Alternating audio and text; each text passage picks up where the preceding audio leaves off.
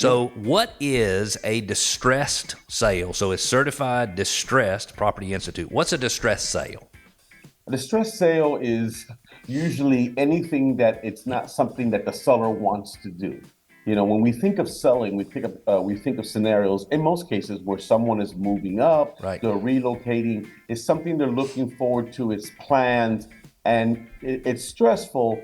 But this is very different. This is someone that has fallen on hard times, Yep. and they're no longer able to afford the monthly payments. Right. Now they're faced with a situation. Are they able somehow to work something out with the lender, the bank, so that they can stay in their home?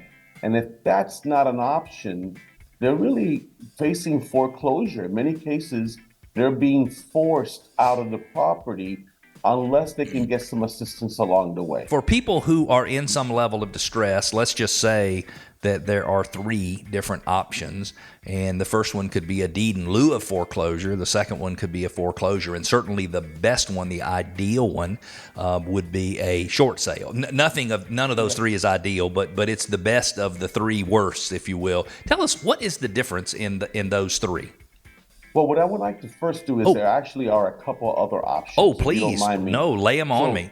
Yeah, the first thing I want to do is don't give up. Foreclosure is not the only option. That's true. You need to get help. You need to talk to someone. Yep. Because in many situations, the banks are willing to work out something with the homeowner to allow the homeowner to stay in their home. Mm-hmm. So what happens is first do everything possible to exhaust all options for staying in the home. There's this misunderstanding. A lot of people think that the lenders are just chomping at the bit to foreclose, and they're not. Yeah. That's not their desire. That's really the last option for them.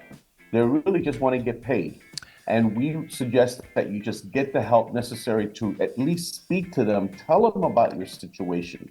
Don't make the mistake that so many people have done, is that they've gone all the way through the foreclosure process and not once ever communicated with the lender. Just one phone call, one conversation may have changed the whole entire dynamic, or maybe at the very minimum bought them more time. Many people that are facing foreclosure, they're simply not aware of what the laws are, the processes, and what their rights are. Right. And that is terrible. I'll give you an example. A lot of times people think that the minute you fall behind on your mortgage payment, you got to get out. Right. No, that is not true. Right. When you miss your first payment, you now are officially in what is called default. Right.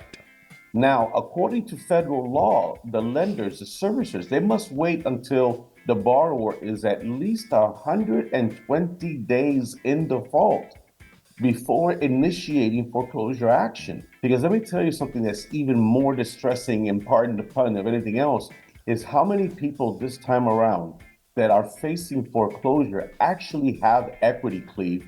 So you and I remember back in the day in 2008 and 9, for every 10 foreclosures, 7 or 8 were underwater, right? Yes. They owed more. That's right. Significantly more. Yes. But And so what a great point. I mean, somebody's grown $200,000 worth of equity and you miss your first payment. You need to call somebody that day to have them come out and talk to you about what your options are, because you might be able to sell it, get your $200,000 and pay rent somewhere for a couple of years or something like that, and not even have a blip. What a great message.